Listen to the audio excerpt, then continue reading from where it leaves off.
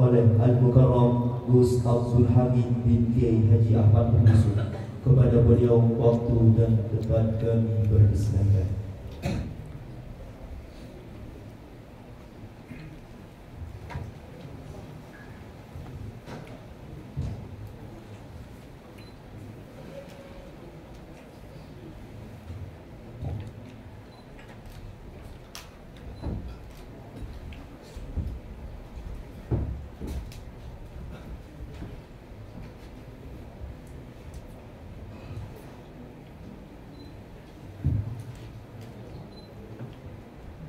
Assalamualaikum warahmatullahi wabarakatuh. Waalaikumsalam warahmatullahi wabarakatuh. Alhamdulillahirabbil alamin. Nahmaduhu wa nusallimu ala rasulil karim wa ala alihi wa sahbihi ajma'in. Rabbi shrah li sadri wa yassir li amri wahlul 'uqdatam min lisani yafqahu qawli. Qala ta'ala fi kitabihil karim. A'udzu billahi minasyaitonir rajim. Bismillahirrahmanirrahim. Walladzina jahadu fina lanahdiyannahum subulana wa innallaha lama'al muhsinin. Qala Rasulullah sallallahu alaihi wasallam,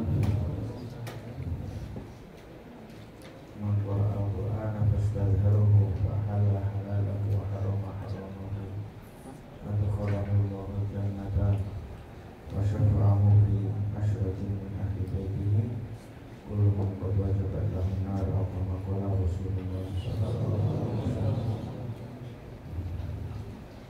Wa qila man qara'a al-Qur'ana falyubshir aw falyastabshir aw kama qala. Hadirin kawan-kawan para hafid Al-Quran, calon-calon hafid Al-Quran, dimuliakan Allah Subhanahu wa Ta'ala. Satu anugerah yang besar dari Allah Subhanahu wa Ta'ala pada kita semua. Di masa kita masih muda ini, Allah Ta'ala telah menyibukkan kita dengan agama, dengan khidmat pada agama, mencari ilmu, menghafalkan Al-Quran. Itu termasuk bagian dari khidmat. Dan ini satu perkara yang besar. Ini anugerah Allah Ta'ala pada kita semua yang sedang mondok ini luar biasa. Untuk menggambarkan saja, ketika pertemuan-pertemuan alumni, saya sering mengatakan pada alumni bahwa yang dianggap sebagai alumni itu walaupun mondok cuma sehari, atau ya pokoknya mondok baru sehari, itu sudah bisa dikatakan alumni. Bahkan kalau Gerincing ini, kalau kata bapak, orang daftar terus keluar 4 bulan, selesai dari 4 bulan, walaupun nggak jadi mondok juga namanya alumni juga. Kenapa? Padahal kalau kita lihat sehari mondok itu dapat apa? Ya, ada yang dapat sesuatu sehari mondok? Nggak bakal. Ya, itu belajar alif bata saja belum dapat ya. Ya. Tapi kalau dari kacamata dapat, memang belum dapat. Tapi kalau kacamata pahala, sudah luar biasa. Ya, orang belajar, nah, 1 hari. Jadi 1 hari itu di situ ada pagi, ada petang, ya kan? Kita hitung dari paginya saja. Baginda Nabi SAW telah bersabda pada Abu Dzar radhiyallahu anhu, ya Abu Dzar, la antas dua fata'alama ayatan min kitabillah khairun laka min an tusalliya mi'ata. Ya Abu Dzar, jika engkau berbagi-bagi dan mempelajari 1 ayat dari kitabullah, itu lebih baik daripada daripada salat 100 wala antar dua fata'alama baban minal ilmi au umila biya ulumnya.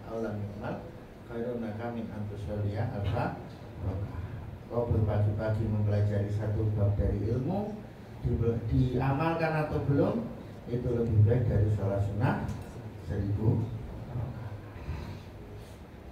Kira-kira wali paling agung zaman sekarang ada nggak yang sholatnya 1000 rakaat? Nggak ada, kayaknya nggak ada. 100 rakaat aja udah jarang-jarang. Berarti dia telah beramal yang melebihi amalnya wali agung zamannya. Ya enggak? Belum lagi seorang yang keluar untuk mencari ilmu, dia bisa pilih lah. Laqad bisa pilihlah aurohatun baru minatunya oma. Pagi atau petang di jalan Allah lebih baik dari dunia beserta. Jadi sehari saja itu sudah berapa amal mampu diamal. Apalagi kayak sampean, bukan cuma sehari toh. Sing sehari langsung hafid gitu. Ya, berhari-hari kalian, bahkan sampai bertahun-tahunnya. Sekarang standar sudah bergeser. Kalau dulu itu saya masih ingat anak-anak tahfidz itu rata-rata itu 3 tahun semahan, 3 sampai 4 tahun. 4 tahun semahan itu. Kalau lebih dari itu sudah dianggap lambat, lebih lama maksudnya. Kalau lebih cepat dari itu dianggap cepat. Itu dulu. Kalau sekarang standarnya berapa tahun? Kayaknya 4-5 ya. Jadi sudah terjadi apa bergeser?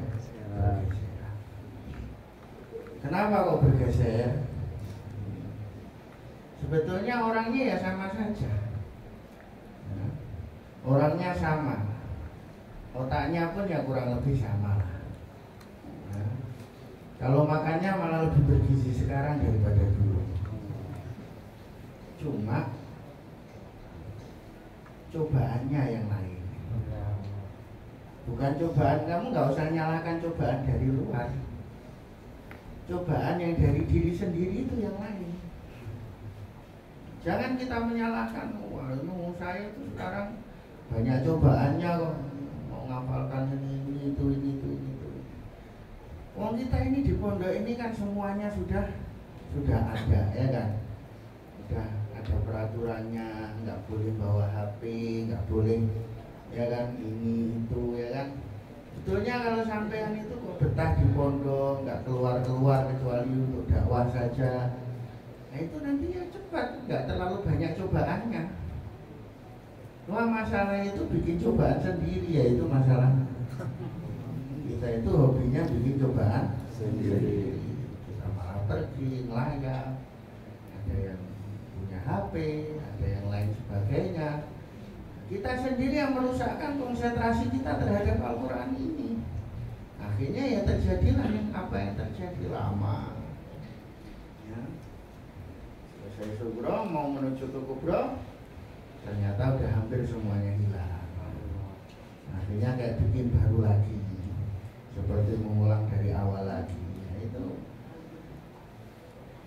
diantaranya asbabnya ya itu. Kita ini bikin masalah sendiri, kita sendiri yang membuat semuanya serba rukun.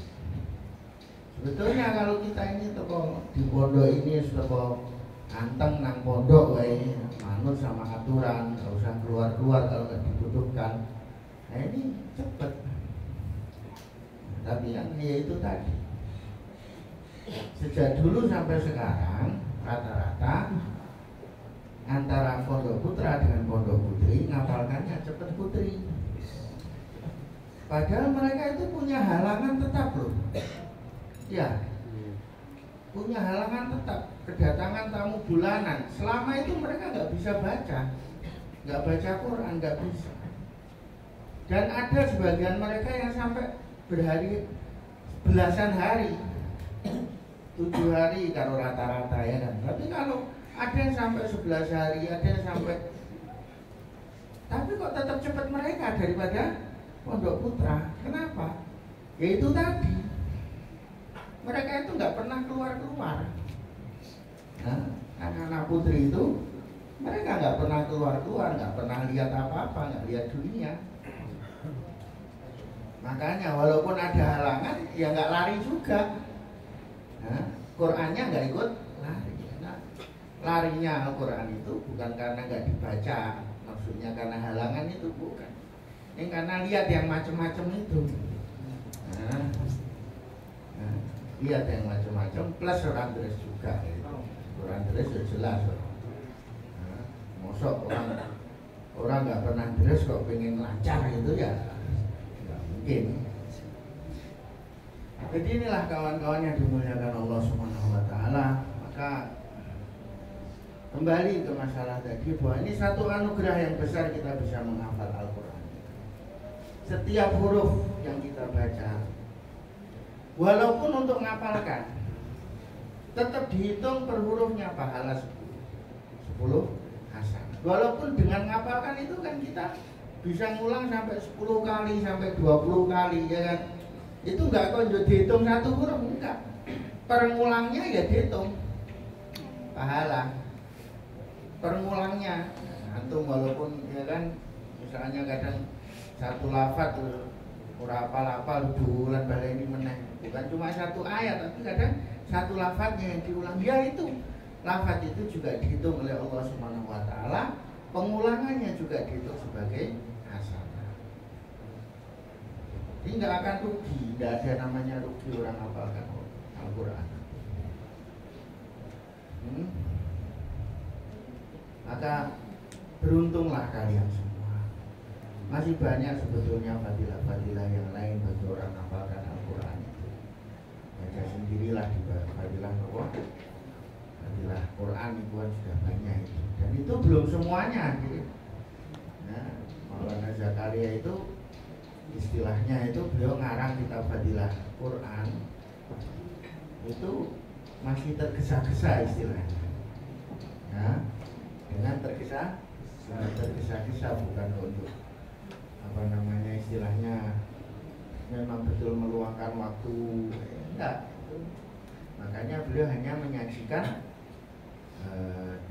tidak semuanya 40 hadis tentang fadilah Al-Quran, kemudian ditambah dengan beberapa fadilah dari surat-surat tertentu atau ayat-ayat tertentu. Sisanya sebetulnya masih banyak sekali. Hadirin yang muliakan Allah Subhanahu Wa Taala, dan bagi kalian yang telah selesai dari menghafal Al-Quran, telah semaan, maka alhamdulillah kita bersyukur pada Allah Subhanahu Wa Taala.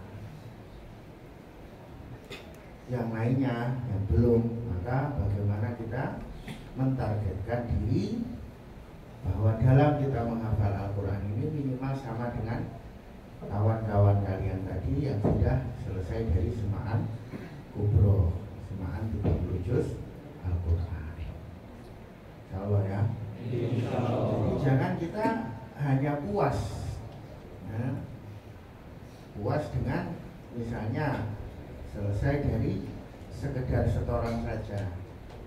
Kalau istilah sekarang diistilahkan subro katanya. Saya pun nggak tahu ini istilah ini muncul dari mana. Nah, sebetulnya saya muskil dengan istilah ini. Cuma ya wis kadung dadi ya wis lah. Apa boleh buat.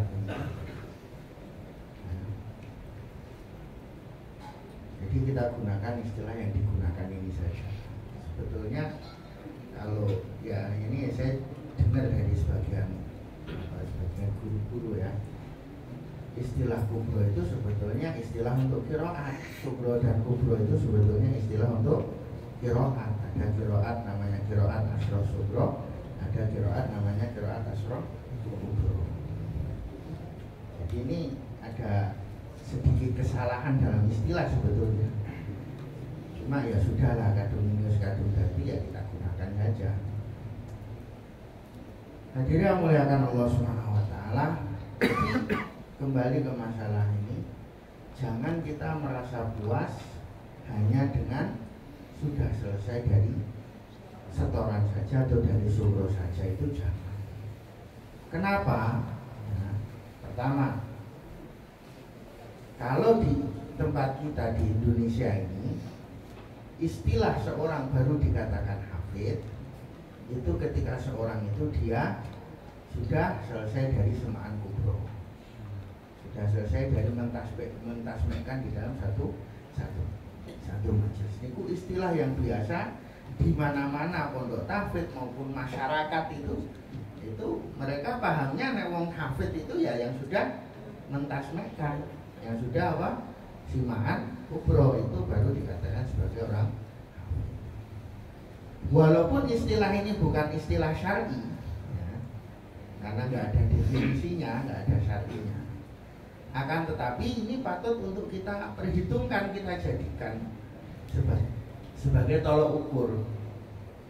Jangan sampai kita kemana-mana memproklamirkan diri sebagai hafid, tapi ketika disuruh untuk membaca, ketika untuk disimak nggak bisa apa-apa. Nah ini kan repot ini ya. Ismun bila musama, nama saja tapi nggak ada buktinya. Ini jangan sampai terjadi. Maka bagaimana kita ini bisa setidaknya dengan kita simak itu, dengan kita simak kubro tadi, maka ini mu'tabar lah menurut masyarakat. Mu'tabar menurut istilah yang dipakai oleh, bukan masyarakat ya tadi, istilah yang umum dipakai oleh para hafid Al-Quran di negeri kita Indonesia ini. Tapi pada hakikatnya yang namanya hafid Al-Quran itu siapa? Bagaimana? Ya sesungguhnya ya orang yang memang dia itu bergelut dengan Al-Quran. Nah, walaupun dia sudah simakan kubro 30 juz, ini setelahnya nggak pernah deres lagi, terus lupa lagi, terus hilang lagi, ya itu namanya ya bukan hafid juga. Sama saja. Jadi apa namanya, pokok itu adalah pada sejauh mana Al-Quran itu ada dalam diri kita.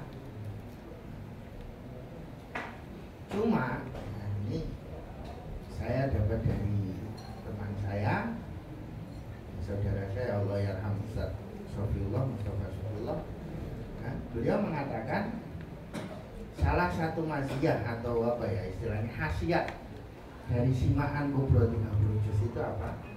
Walaupun seorang itu misalnya setelahnya dia itu karena meninggal, karena agak sibuk atau apa, dia itu banyak yang lupa, tapi untuk ngulang lagi kalau pernah simaan kubro itu lebih mudah.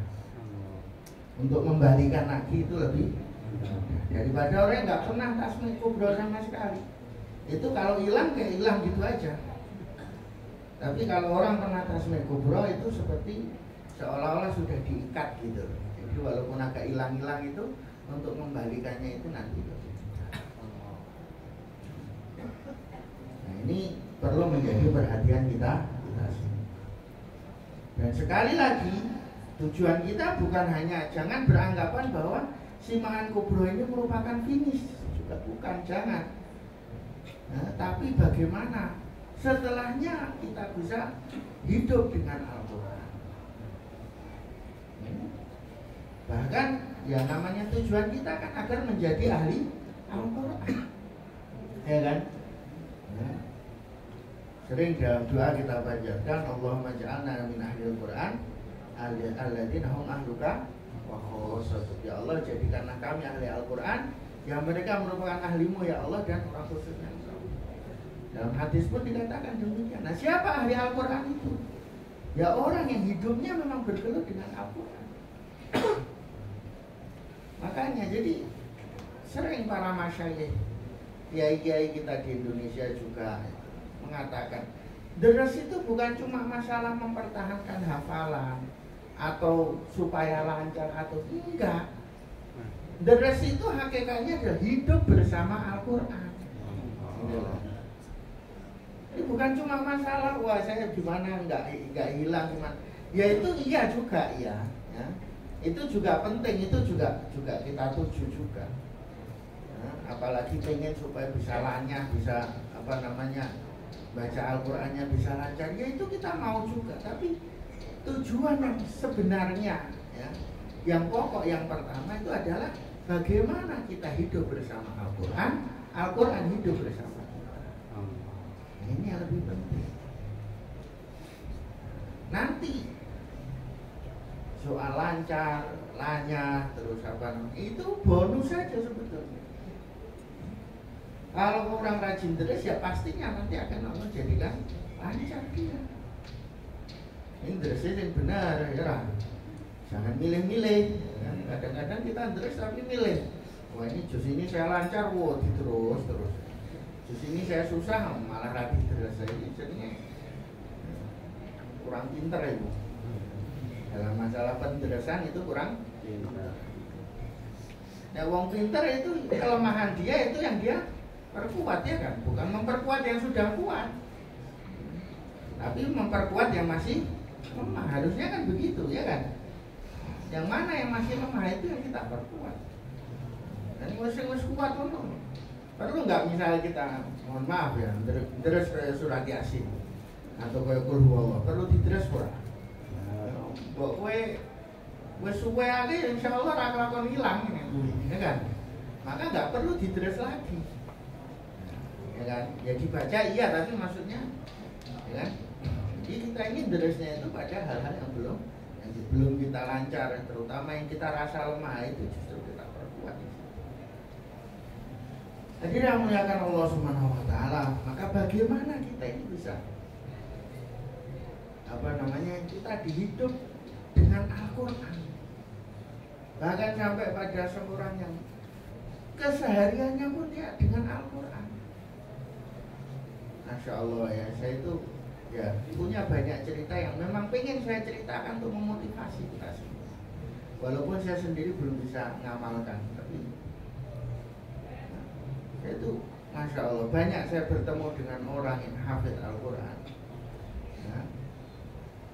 Sebagian dari mereka itu misalnya ono acara Quranan atau terus Quran bareng-bareng itu. Nah, mereka itu cuma tanya juznya saja. Bagian dia juz berapa? Juz sekian, langsung mulai baca. Surah orang mikir mulai. Bahkan ada orangnya ini di Jambi sana, Insya Allah. Yaitu kalau datang acara semakan itu udah langsung begitu datang langsung tanya ini baru sampai mana gitu, langsung teruskan. Ini nek sampean dah tafsir kan ngerti toh, angeli kaya ngopo kaya ngene ya, ngerti kan? Jadi dia cuma tanya, wis tekan ndi? Oh ini wis langsung mulai. Ada kadang datang itu jam 11 malam, 12 malam, tapi langsung aja, langsung nggak pakai pemanasan dulu, nggak pakai ya, langsung mulai. Bahkan kemarin, Masya Allah ini mengesankan juga ini. Ada satu desa di daerah Jeporo sana. Itu ya karena orang desa ya kan, daerah situ itu kalau ceritanya itu karena desa jauh dari akhirnya orang-orang itu pendidikannya cuma SD. Karena mau ke SMP mau setingkatnya itu jauh. Nah akhirnya daripada nanti SD terus nganggur, disuruh pada ngapalin Quran. Gitu. Ini hasilnya aja di satu desa rata-rata hafal Al-Quran. Rata-rata kalau angkatannya yang cerita sama saya itu ya umurnya mungkin sebaya saya atau lebih tua sedikit dari saya. Kalau sebaya dia sampai beberapa generasi di bawahnya itu rata-rata hafal Al-Quran. Dan lancar-lancar. Jadi kalau ada orang kampung situ terus mondok keluar daerah, ya kan, mondok tahfidz tapi, nah itu nanti begitu pulang langsung dites. Nah, itu bacaannya, terus kecepatannya dalam membaca, ketepatannya dalam makhraj itu menjadi ujian. Kalau sampai kok misalnya kedodoran, ya kan, nggak bisa lancar, nggak bisa langsung menjadi aib itu, menjadi mondok sampai keluar kok. Gak bisa, ternyata kalah kualitasnya dengan yang belajar cuma di sini saja. Sampai dibilang. Nah, salah satu yang diceritakan di sini itu ada seorang perempuan. Nah, dia mulai menghafal Al-Quran, memang dia Masya Allah. Jadi dia selesai dari menghafal Al-Quran itu lulus SD selesai ngapalin Quran. Sumahan itu. Dan sejak itu nggak pernah pegang mushaf lagi. Maksudnya apa ya? Nggak pernah baca, dia itu memang dengan hafalan terus. Beliau ini sekarang si perempuan ini tadi bakul gorengan, nah, bukan jadi bunyai enggak, jadi bakul gorengan. Tapi goreng itu sambil baca. Itu kawan saya yang cerita ini, dia memang dulu diceritain terus penasaran dia. Maka dia sengaja ke warungnya beliau itu untuk membeli sekaligus membuktikan betul nggak ini. Memang dia perhatikan sambil goreng itu mulutnya baca, sambil goreng sambil mulutnya baca.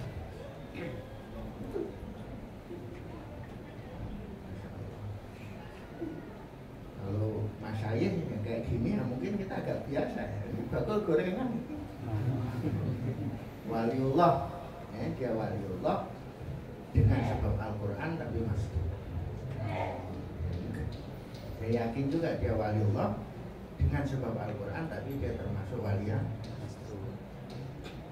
Maka ini menjadi contoh bagi kita. Ini menjadi tujuan bagi kita. Nek urung iso kayak gitu, ya nggo Quran ora apa-apa. Ning maca ning deres ngono lho. Ora apa-apa, enggak apa-apa. Saya masih ingat dulu ada ustadz di sini di pondok kita ini, salah satu awalnya dulu. Nah, namanya Ustadz Abdurrahim dari Demak. Banyak guru-guru kalian yang muridnya beliau dulu. Mungkin Pak Usman pun mungkin kayaknya muridnya beliau, Allah alam. Atau sedikit lebih tinggi dari muridnya.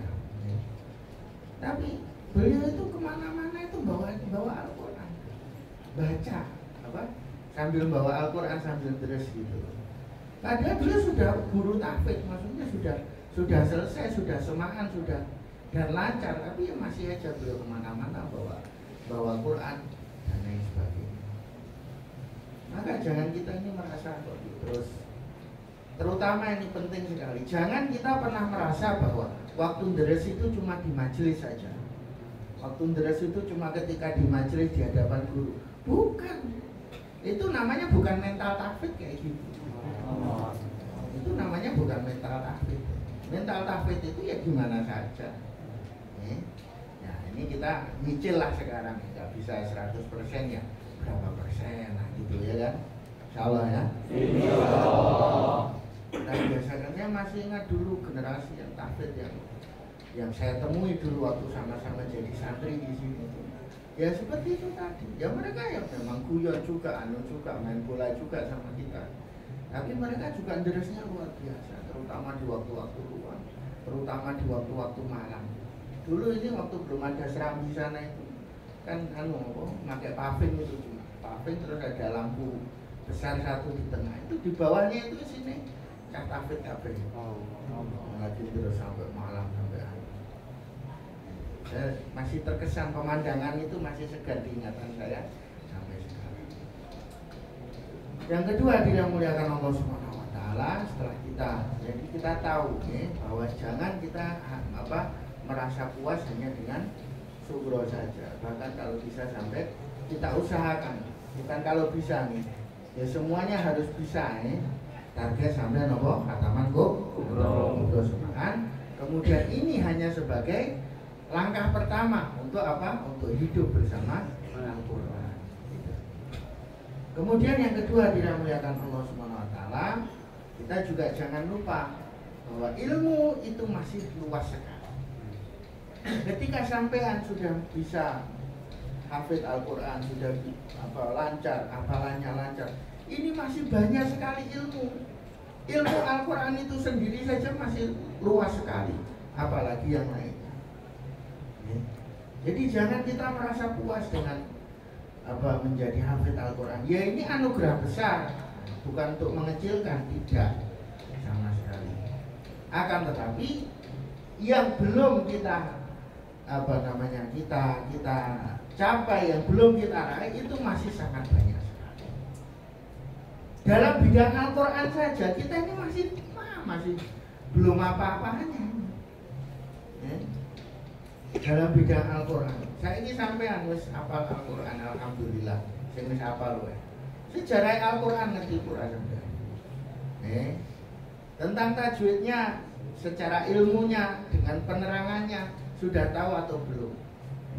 Bagaimana mempraktekkan makhraj, sifat, ya kan? Belum lagi. Iya. Hukum-hukum yang lain. Itu pun kalau sampean masih bisa menguasai, ini belum lagi. Kita sekarang baru bacaan nopo Hafiz an Asim. Saya nggak akan bicara qiraah sab'ah asyra nanti dulu itu. Hafiz an Asim saja itu Fatihah bisa dibaca dengan 58 wajah. Ya, qiraah Hafiz an Asim dalam membaca Fatihah itu bisa dibaca dengan 58 wajah. Ada kitabnya. Walaupun saya belum belajar, ini ada kitabnya. 50 ini hanya untuk Hafiz an Asim saja. Belum lagi qiraah yang lain, qiraah Syu'bah an Asim. Sama-sama dari Asim saja masih ada. Kita masih punya saudara kandung yaitu nopo Syu'bah. Belum lagi nanti qiraah yang lain. Ada namanya sab'ah, bahkan ada namanya nanti asyra. Nanti asyra ada sugro, ada kubro. Wah, masih banyak lagi.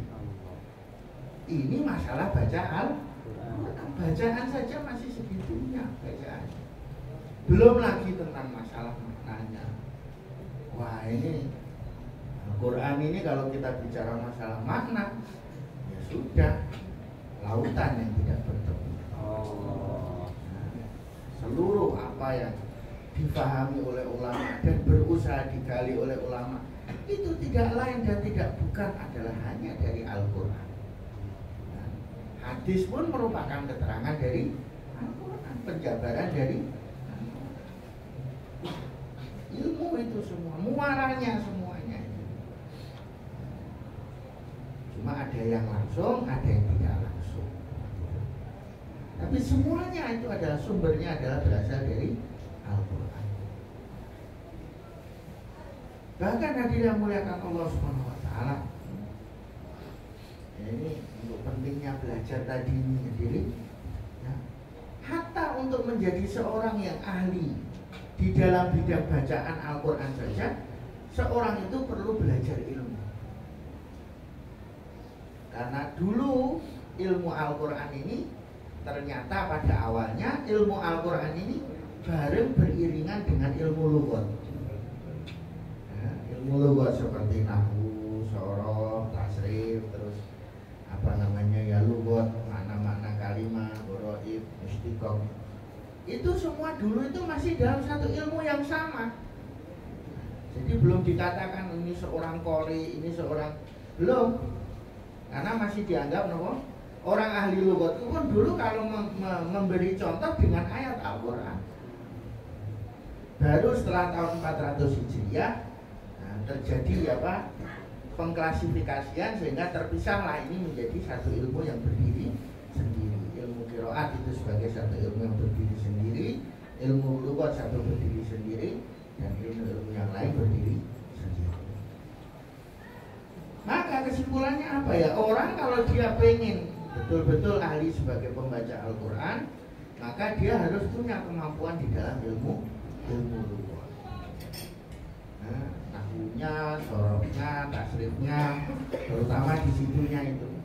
Barulah nanti dia akan mudah untuk memahami bagaimana perbedaan dari Al-Quran. Itu. Jadi untuk menjadi ahli dalam bacaan saja, seorang harus ahli dalam lughat juga. Bisa lah, nggak harus ahli, tapi bisa dalam lughat. Kemarin sering kita ini waktu belajar qiraah itu, yaitu ada kaitannya ternyata dengan tasrif, ada kaitannya dengan sorof, ada kaitannya dengan nahwu. Nah, saya pernah ada satu kawan saya, dia itu belum tahu tentang nahwu sorof sama sekali. Ya memang agak kebingungan ketika membaca wajah-wajah qiraah di dalam Al-Quran. Maka intinya adalah bahwa Al-Quran ini adalah merupakan pintu gerbang kita, ya, pintu gerbang kita untuk menuju kepada ilmu-ilmu yang lain. Ya kan nanti ketika kita melengkapi Al-Quran ini dengan ilmu-ilmu yang lain, 14 bidang ilmu yang diterangkan oleh Maulana Zakaria di dalam Fadilah Amal atau Fadilah Quran, maka itu nanti akan melengkapi, Al-Quran akan bisa menjadi sumber untuk perluasan makna dan akan menjadi saling melengkapi satu sama lain, dan juga akan menjaga kita dari kesalahan di dalam memahami Al-Quran. Karena memang Al-Quran ini luas sekali, saking luasnya, kalau tidak dijaga dengan rambu-rambu bidang ilmu tadi, 14 bidang ilmu tadi, maka tidak menutup kemungkinan seorang itu salah dalam memahami Al-Quran, bahkan bisa jadi dia akan tersesat dalam memahami Al-Quran. Loh, emangnya Quran bisa menyesatkan? Ya bisa. Bukankah Allah Ta'ala telah katakan dalam Al-Quran, yudullu bihi katsira wa yahdi bihi katsira. Ya kan? Dengan perumpamaan ini, dengan Al-Quran ini, Allah Ta'ala menyesatkan banyak orang, dan dengan Al-Quran ini juga Allah Ta'ala memberi hidayah kepada banyak orang. Al-Quran dengan segala isinya, segala permisalan. Maka bagi kita memahami Al-Quran ini tidak bisa kecuali dengan didukung ilmu yang lain. Kalau bagi baginda Rasulullah SAW ya bisa saja, tapi kita kan bukan baginda Rasul. Maka kita nggak mungkin bisa memahami Al-Quran kecuali dengan pertolongan, dengan menggunakan bagian-bagian ilmu yang lain. Semuanya itu saling melengkapi, saling menjaga, saling melengkapi, dan nantinya akan saling meluaskan. Akan saling memberikan kefahaman yang tidak mungkin bisa dipahami dengan ilmu-ilmu yang lain atau bagi orang yang tidak memiliki ilmu tersebut. Insya Allah ya. Sekali lagi saya ingatkan ya, kita ini ya, target pertama tadi kita sampai simaan kubro, ya kan? Simaan kubro. Kemudian setelah itu kita gunakan sebagai langkah gerbang untuk melangkah mencari ilmu yang lebih lagi, sekaligus kita hidup bersama Al-Quran. Ketika misalnya sampai habis ini terus habis khidmat kemudian terus ngaji di alim misalnya, jangan lupakan Al-Quran. Kalau misalnya tidak disediakan waktu, cari waktu sendiri untuk deres, cari waktu sendiri. Kalau sudah disediakan waktu, maka gunakan waktu itu untuk deres betul-betul. Jangan sampai mujahadah kita sekian lama sehingga kita bisa hafal Al-Quran, kita bisa hafal sampai kubro ini, kemudian hilang begitu saja karena keteliduran kita. Jangan sampai seperti itu.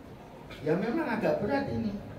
Nah, memang ya kan, orang lain bebannya cuma satu, sampai mungkin bebannya jadi dua.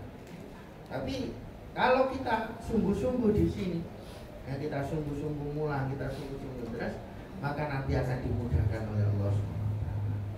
Dan sampean terlatih dengan Al-Quran, terlatih dengan yang otaknya ini jadi tajam, maka nanti yang lainnya pun jadi mudah untuk memahami. Insya Allah juga mudah, ya kan?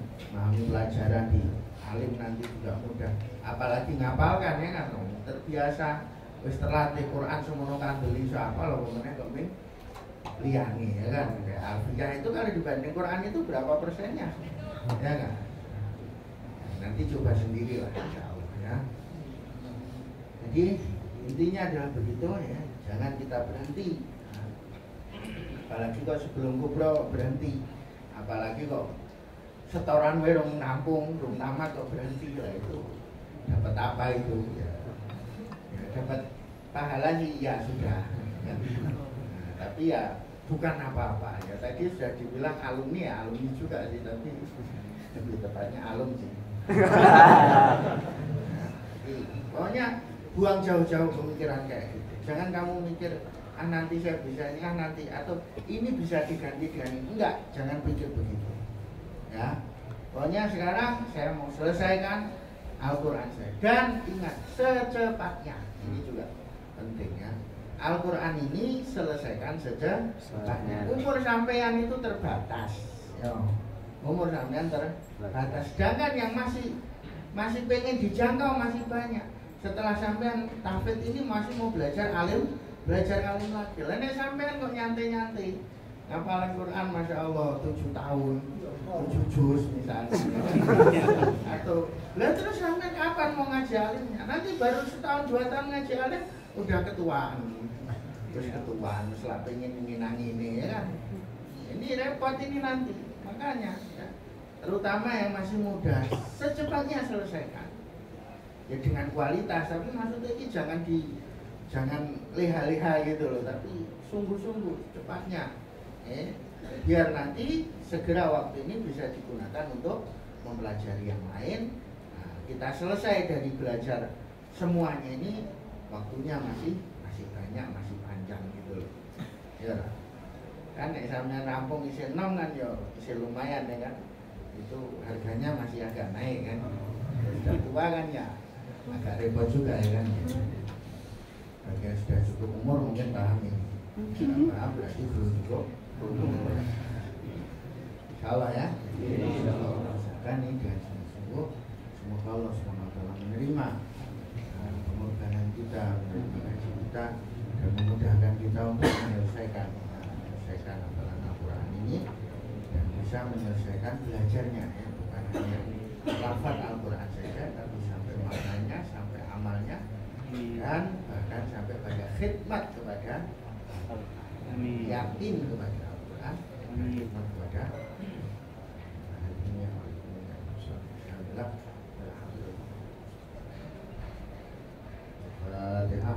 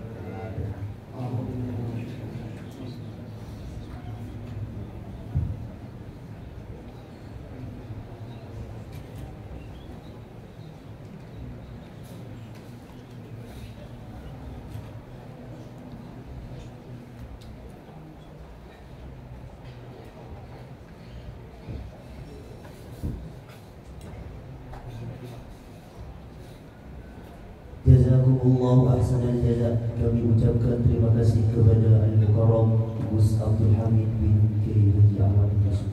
Semoga apa yang beliau sampaikan dapat kita amalkan dan kita sampaikan kepada saudara-saudara kita yang belum bisa hadir pada acara malam ini, dan semoga menjadi motivasi bagi kita semua.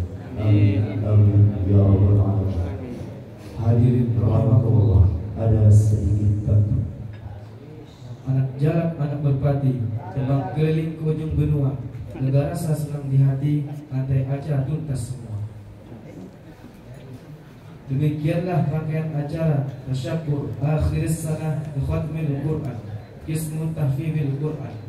Pada malam hari ini kami mengucapkan terima kasih kepada semua tamu undangan yang telah berpartisipasi dan berkontribusi dalam acara malam ini. Kami selaku MC sekaligus perwakilan dari teman-teman tahfidz mengucapkan permohonan maaf atas segala kekurangan dan khilaf selama acara ini berlangsung. Wallahu yakti bihibati wafirah li walakum fi darajatil akhirah. Semoga Allah memberikan anugerah yang sempurna untukku dan juga hadirin sekalian dalam derajat yang tinggi di akhirat kelak. Wa in tajidu fihi aiban fasuddal khalala fajalla man la aiba fihi wa ala. Dan apabila didapati aib di malam ini, maka tutuplah celahnya. Maha mulia lagi maha tinggi, zat yang tidak ada aibnya. Pantun tak nih? Ada, pantullah. Sungguh cantik si anak dara, kalau tersenyum memikat hati, kalau tersilap tutur bicara jangan disimpan di dalam hati. Pantai acara sampai di sini. Maaf untuk kata yang salah. Mari kita tutup acara ini dengan mengucapkan alhamdulillah. Menanam kebaikan sedari dini, kebaikan pasti akan berbuah manis. Kesalahan tutur kata mohon diampuni. Mari kita akhiri dengan doa kifatul majlis. Subhanallah wa bihamdihi, subhanallah wa bihamdika, asyhadu an la ilaha illa anta, astaghfiruka wa atubu ilaik. Wabillahi taufiq wal hidayah wal ridha wal inayah. Summa assalamualaikum warahmatullahi wabarakatuh. Kami mohon kepada guru-guru yang mulia kiranya berkenan memberikan musafahah kepada kami semua.